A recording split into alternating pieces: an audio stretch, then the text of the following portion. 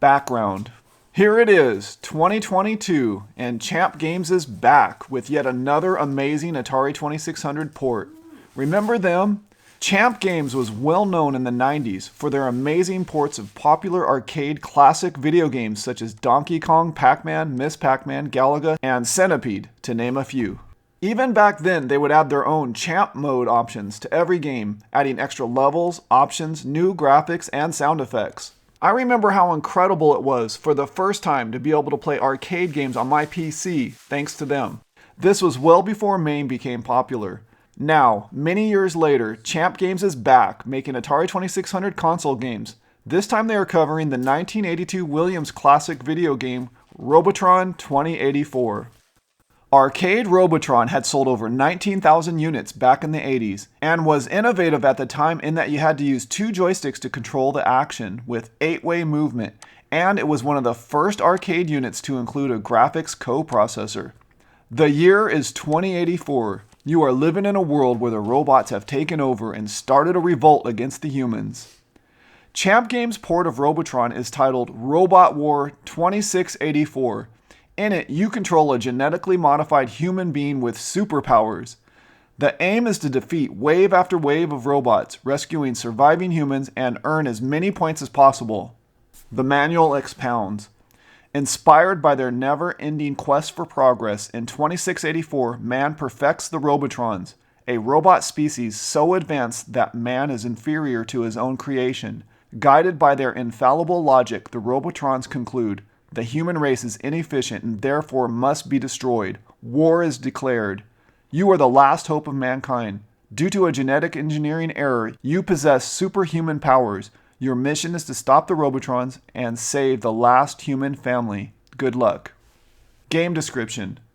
When you first power on Robot War 2684, we are presented with the Atariage logo and tune. On the bottom of the screen, the detected joysticks and devices are listed. The game title proudly fills in from left to right, followed by the player options and game difficulty settings. The copyright and Champ Games logo are displayed bottom center. If no selections are made, the title screen switches into sort of a demo mode and will display your high scores. On the high score screen, player 1 can press left or right to view the high scores for all the difficulty settings.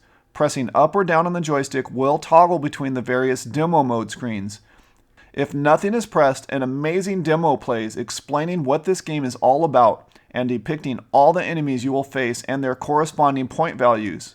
Here you learn that humans are referred to as Daddy, Mommy, and Mikey. This is followed by the game's credits. Game modes. Robot War 2684 has 3 different game modes. The appropriate mode can be chosen by pressing Game Select on the console. Alternately, pressing fire with the joystick in port 2 will toggle between the game modes. To begin the game, either press the game reset button or press fire with the primary joystick in port 1. The available modes are single player mode, 2-player mode alternating play, and 2-player cooperative mode. The goal in each mode is to score as many points as possible by killing the enemies and rescuing the humans. When playing in 2-player mode, each player takes turns in their quest for scoring domination. In 2-player cooperative mode, both players control their own character or mutant on the screen and must cooperate to achieve as high a score as possible. Both players share a pool of spare lives. In this mode, when one of the players is hit by the enemy, they are temporarily paralyzed, start flashing, and a sound effect will play. The other player has a few seconds to revive their partner before they lose their life, subtracting a player from the shared pool of reserve lives. The amount of rescue time decreases based on the game's selected difficulty. 12 seconds in Novice, 9 seconds in Standard, and 6 seconds in Advanced modes. This rescue can only occur once per wave. Game settings. The 3 difficulty settings are Novice, Standard, and Advanced. The player can select between these settings by pressing left or right with the primary joystick, port 1. The manual points out an extremely subtle detail. The player's helmet color matches the color of the difficulty level selected. In Novice mode, each player is granted 5 lives, Standard 4, and 3 for Advanced. Suffice it to say, the more difficult the selection made, the more enemies you will face from the jump. When the game is started, the screen is cleared and the start wave indicator is displayed. At this point, the player can choose to increase the starting wave from level 1 to 11, 21, or 31 by pressing left or right on the controller. Pressing fire will begin the game. Bonus lives are awarded every 25,000 points and every 50,000 points in cooperative games. The game ends after you have exhausted all your spare lives, or if you are a boss at this game and somehow reach level 256. A message will be displayed. John shared with me that he and his son were able to reach past wave 130, so I believe 256 is achievable at least in a cooperative game. Gameplay. As the gameplay begins, you start in the center of each wave. You will notice a colorful border surrounding the arena. Again, your goal is to rescue all the humans, protecting them from endless waves of enemies. Your bullets will not harm the humans. To rescue them, all you have to do is touch them before the enemies do. I'll give a quick breakdown of all the enemies. For a more detailed description, please take a gander at the terrific manual included with the game. Grunts. The grunts are sort of square-shaped multicolored boxes that slowly seek you out. They are shaped that way mostly due to the limitations of the Atari 2600 graphics, since there can be more than 100 objects simultaneously displayed at the same time. More on that later.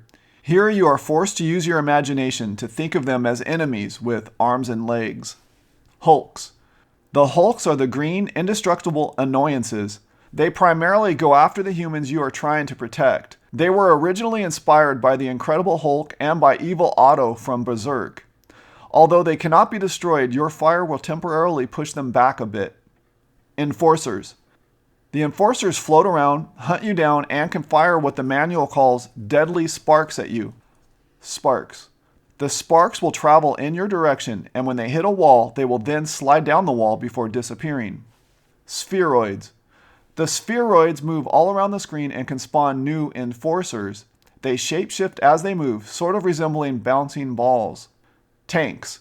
Tanks make their appearance in the 7th wave. They move toward the player and can shoot shells toward you. Shells.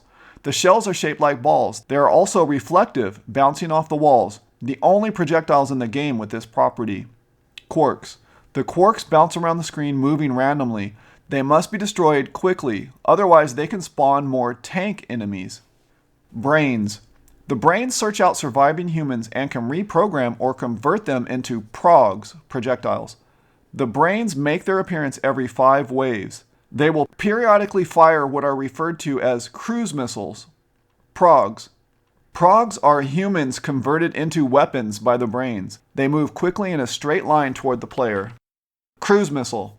Fired by the brains, the cruise missile projectiles are dangerous since they move toward your player and they can change their direction of travel, including moving diagonally toward the player. They are sort of like heat-seeking missiles. Electrodes. The electrodes are randomly placed on the map and are simply in your way. They do not move, but can be destroyed. Think of them as mines. Scoring. The grunts are worth 100 points, hulks cannot be destroyed, spheroids 1,000, enforcers 150, quarks 1,000, tanks 200, brains 500, progs 100, shells 50, sparks and cruise missiles 25, and electrodes 0 points. The first human you rescue is worth 1,000 points. This amount is multiplied by the number of humans you are able to rescue, 2,000 points for the second and 3,000 for the third, etc. When the game ends, if you have achieved a high score, you will be given the opportunity to enter your initials. This high score only pertains to the difficulty mode you played in. The high score table includes your rank, score, last wave reached, and your initials. A plus sign is added before the initials to denote it was a cooperative game or that you started the game after the first wave. There are 3 high score tables, one for each difficulty. These high scores will be saved to your save key device if present. You have the ability to reset the high scores by toggling the color/BW switch on the console while on the high score screen. Pressing fire will confirm the reset. This score reset will only affect the scores for that particular difficulty. The Atariage website also mentions another way of resetting your high scores, by holding down reset while powering on your console. But keep in mind, this method will reset all settings, including all high scores, the number of players, skill level, etc. Controls. The game can be started by pressing fire on the joystick from the game's menus or by pressing the console reset at any time. The game can be paused by pressing the BW switch at any point during gameplay. When it comes to the controls, the first thing I wanted to mention is this has to be the most configurable Atari game that I've ever tested out. There are just so many options, and it's such a joy to cover them here. First, let's discuss the wonderful device called the QuadTari. The QuadTari is a device sold by Bite the Chili Productions for about $50. It is a must to get the most out of playing Robot War 2684. To properly emulate the arcade gameplay, you need what is referred to as a twin stick configuration, where the left stick controls the player's movement and the right stick controls the direction of fire. Now don't get me wrong, you can accomplish this without the use of a QuadTari, but you will not be able to save your game results using a Savekey device in this configuration. You would also not be able to play two-player mode games with both players in a twin stick setting. That's where the QuadTari comes in. It allows up to 4 devices to be plugged into the Atari 2600 simultaneously. With this device, you could, for example, utilize a controller like the Edladdin Super Twin 78, while player 2 uses a single joystick controller. Or you could play in a configuration where both players utilize a twin stick device. But perhaps more important than that, you can play with a twin stick controller and still utilize a Savekey device. A Savekey is an external memory card for the Atari 2600. The Atarivox has Savekey functionality built in. These devices will save all your high scores. They will also save your default skill level and number of players, making them your default settings for the next time you play. Okay, enough about the QuadTari. Let's discuss playing Robot War 2684 without that device. Single player options. Twin stick. As I previously mentioned, you can still play the game in single player mode using a twin stick configuration. Simply use both joystick ports. The left port will control the player movement, while the right will control the firing direction. With this option, auto fire mode should be turned off by setting the difficulty switch to B. Twin stick is, in my opinion, the best way to play this game. Single stick options. There are several options for playing Robot War 2684. In two-player mode games, player 1 uses the left controller port while player 2 uses the right one. Players can also alternate play using a single joystick. One of the single-player mode options is to have a single joystick plugged into the left port and optionally a Savekey plugged into the right port. In this mode, the left difficulty switch comes into play. In setting A, auto fire mode is enabled. The firing direction can be controlled by moving your player in a specific direction and then pressing the fire button. This will cause the firing direction to match your player's movement. While moving your player, holding the fire button will auto fire in the player's direction of movement. Setting B enables manual fire mode. In this mode, while moving your player, repeatedly press the fire button to fire in the direction of movement. You also have the option of holding the fire button down to lock the direction of fire while you move your player. Stationary fire. With either difficulty mode, when your player is stationary while holding the fire button, you have the option of firing multiple directions while rotating the joystick. Sega Genesis / Mega Drive gamepad support. Robot War 2684 supports the optional Sega Genesis style gamepad. Difficulty setting A again enables auto fire mode. On the gamepad, the button labeled B rotates the fire in a counterclockwise direction, while the button labeled C rotates the fire in a clockwise direction. Difficulty setting B is manual fire mode. Repeatedly pressing button B will fire in your direction of travel, while pressing button C will fire in the opposite direction. Stationary fire. In either difficulty setting, if your player is stationary while holding down both buttons B and C, your player can fire in the direction indicated by your D-pad. While on the topic of the Sega Genesis gamepad, if you intend to play using the Stella emulator, be sure to download the latest stable version so that it can be properly detected by the emulator. Two-player options. The simplest configuration for two-player mode games is to use two CX40 joysticks plugged into port 1 and 2 of the Atari 2600. If you would prefer instead to utilize a twin-stick configuration, then a QuadTari device would be required. I've already mentioned how this device could be used, but the instruction manual illustrates these configurations best on page 7. Strategy. Let's read the tips from the manual first and see if I can add anything to it. Be sure to save as many humans as you can before shooting the last enemy in a wave, since you are awarded the most points for this deed. Shoot spheroids and quarks as soon as possible before they're able to spawn and manufacture enforcers and tanks.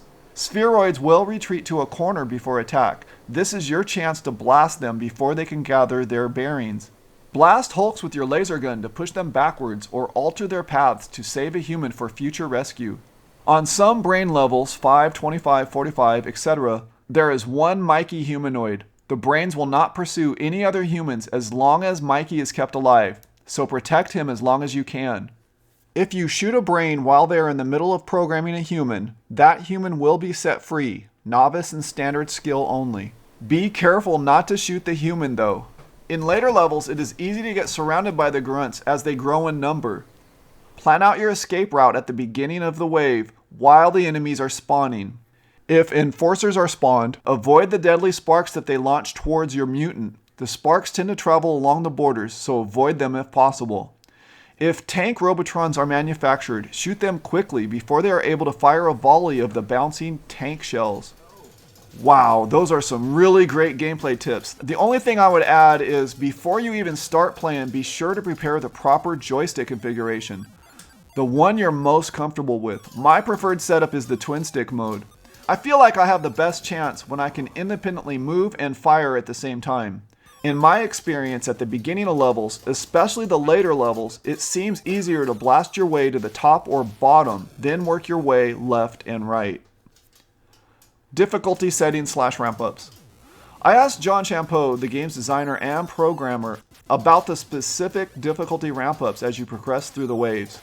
He responded, "Mostly there are more enemies, they move a bit faster, spawn faster, fire at a faster rate, spawn additional enemies faster, quarks and spheroids.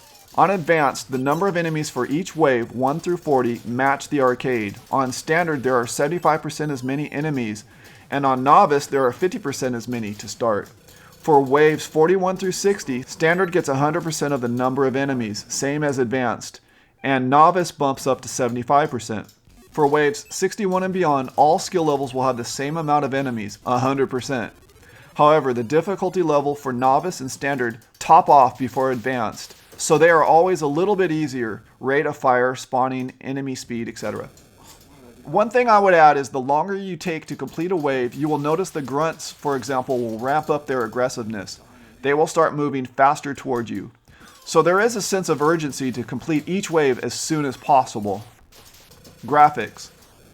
Keeping in mind I am playing and reviewing this game designed for a machine that was released more than 40 years ago, the graphics are, in a word, astounding.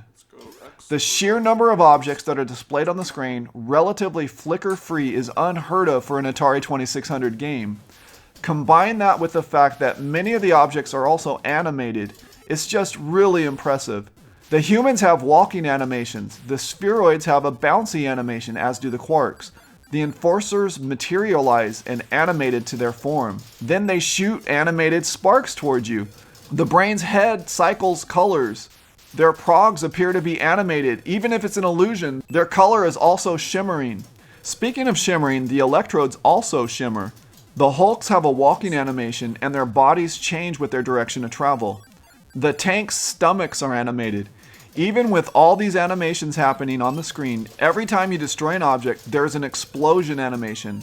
My favorite creature graphic are the brains. They look exactly like brains. The humans look like people. The bouncy objects like the quarks feel bouncy. I asked John Champeau why the grunts were not animated to confirm if it was some sort of a technical limitation, and this was his response. The 2600 can only display 2 8-bit sprites, 2 1-bit missiles, and 1 1-bit ball at a time. Since there are sometimes 60 plus grunts and 40 plus electrodes on the screen at once, drawing these with an 8-bit sprite would have meant massive flicker. Since the grunts move in large steps, 4 pixels, in the arcade game, it made sense to render them with the playfield graphics, which are also 4 pixels wide. Same for the electrodes. Also, I draw the electrodes on one frame and the grunts on the other, which allow me to have them different colors. To further reduce additional flicker, all sprites are drawn every other frame, so they are all flicker free at 30 Hz at best, But since it's a black background and we're using brightly colored sprites, they shimmer more than flicker.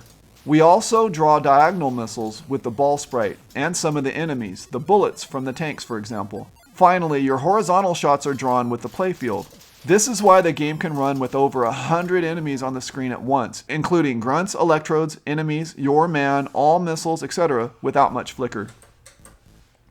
I love that techie explanation. I never knew it was that complicated. Another subtle detail which is really easy to overlook are the border colors which surround the playfield. These colors change for each wave played, including starting on wave 4 a shimmering border and on wave 9 a black border. John explained these colors repeat every 10 waves and are arcade accurate. Sound. One of the best attributes of any game are the music and sound effects. If you can nail the sound effects, it can really bring a project to life. That is exactly what has been done here. Credit to David Brown. John Champeau borrowed most of the sounds from the Atari 7800 version of Robotron 2084. Thanks to this effort, Robot War 2684 has a ton of great sound effects, some even playing during the title screen demo. There's the sound effect for the Atariage logo as soon as you power up the game. There are some reused in-game sound effects on the title screen while you are making your game mode decisions. This reminds me, Williams' Robotron 2084 also reused a bunch of great sound effects from their own arcade game, Defender. Why not? Robot War 2684 captures the spirit of the incredible arcade game sounds. There are sound effects for when you first start up a round, the grunts make a sound as they walk around the map, there's a great firing sound, there's an enemy destroyed sound. I love the sound effect for rescuing the humans, and when the humans are captured, a sound effect plays similar to that of killing a dragon in Adventure. There are sound effects specific to co-op mode when a player is stunned and needs rescuing. When the enemy chucks items your way, a sound effect is played. When the brains make their appearance, they usher in their own ominous sound effects. And my absolute favorite sound effect plays when you complete a wave. There's even a song that plays when you enter your initials. Bugs. Now let's discuss all the bugs I found playing the game. Wait a minute, I'm just kidding. I have yet to find any bugs in Robot War 2684. There's definitely some solid coding here. Earlier when I was reading the strategies from the manual, they mentioned the brainwave strategy related to the human named Mikey. This is an homage to a bug in the arcade version of Robotron 2084, where on the brain levels, due to a coding bug, all the brains would seek out the human Mikey rather than the nearest human. So again, the strategy is to keep Mikey in the game for as long as you can, rather than rescuing him, making it a lot easier to destroy all the brains, and a lot easier to save all the humans on the wave. Suggestions for improvement. I believe on this port, Champ Games laid all their cards on the table, leaving nothing behind. I mean, they practically thought of everything from the controller configurations, two-player modes, cooperative gameplay, even down to the smallest details have been addressed. About the only thing I could have benefited from, although not arcade accurate, would have been smart moms, similar to those present in Williams' Defender. Packaging. The box artwork for this game evokes sort of a dystopian robot future. It has what appears to be 3 robots on the cover, about to be attacked by our mutant player protagonist while in the duty of protecting a human crouched down beside him. It's really a difficult thing to pull off, the feel of an entire game in one piece of artwork. Credit to David Exton, who is responsible for the artwork on the box, poster, cartridge, manual, and labels. The back of the box is broken into 3 sections. The top part explains some of the game's lore, with the middle section covering the best features of the game, and the bottom section showing 2 screenshots from the game. Media coverage. On February 12, 2022, it was announced that Robot War 2684, which was nominated for 4 awards, had won 3. Atari 2600 Best Homebrew Port, Best Graphics Port, and Best Music and Sound for a Port. It was runner-up for Best Packaging. Congratulations to John and the team for that amazing achievement. Well deserved in all categories. The popular Atariage user and YouTuber, the immortal John Hancock, covered this game on his channel with an unboxing and review. World record. As this is a fairly new release, I was unable to locate any official world records or even high score posting on the highscore.com website. However, the Guinness Book of World Records website currently has the arcade Robotron world record listed as 102,904,275 by David Gomez. Easter eggs. There are a couple of Easter eggs in Robot War 2684. I've been authorized to share one of them here.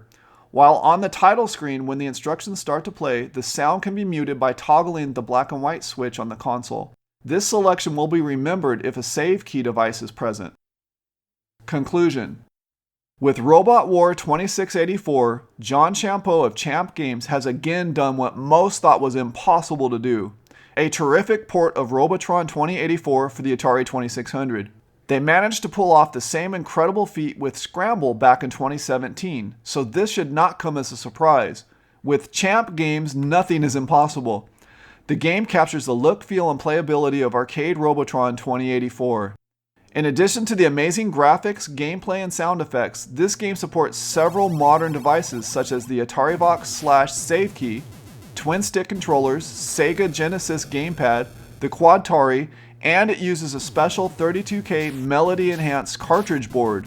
The complete in-box version of Robot War 2684 is available for purchase through the Atariage web store for $60 in NTSC or PAL60 format. Included in that price is a free 10-inch by 14-inch poster in the box, featuring David Exton's original Robot War 2684 artwork that adorns the box, manual, and label. The ROM is slated to be available for purchase on or around April 1st on the Champ.Games website, along with the ROM for Ladybug Arcade. I believe with this port, Champ Games has found a way to improve and extend arcade Robotron. This game is a better Robotron than Robotron. Highly recommended. I'd like to take this moment to thank John Champeau for again being so responsive and answering all of my questions and even helping me to get my copy of the game a little bit earlier for review purposes. Credits. Code and design John W. Champeau. Graphics Nathan Strum. Sound effects David Brown. Additional sound John W. Champeau. Game testing Joe Champeau, Steve and Chris M. Ramirez. Packaging, illustration, and design David Exton. Published by Atariage. Postscript. On October 19th, 2019, Champ Games launched their new website, champ.games, where you can pick up the ROMs, not just for this game, but for all of their Atari 2600 ports. Champ.games is in active development of Gorf Arcade, Turbo Arcade, and Kicks, name to be determined, for the Atari 2600. They are also in active development for around a half dozen or so projects yet to be announced, so stay tuned. Finally, if you like Robotron 2084, there's a great video out there from the Game Developer Conference 2014 featuring the game's designer Eugene Jarvis. Speaking of Mr. Jarvis, a post came in while I was editing this video on the Atariage Champ Games Robot War thread, and it was from Bob D. Crescenzo, Pac-Man Plus. And he wrote, "So I was speaking with Eugene Jarvis regarding my Defender port for the 7800, and I had to mention to him that you ported this game to the 2600. He's very familiar with the 2600. The first words out of his mouth were, 'No freaking way.' So I pointed him to a YouTube video of it being played and this thread. His exact quote was, 'Champ Games 2600 Robotron is incredible, phenomenal version. Hard to imagine how the 2600 could be this good.' So there you have it, straight from the man himself. Awesome work, John."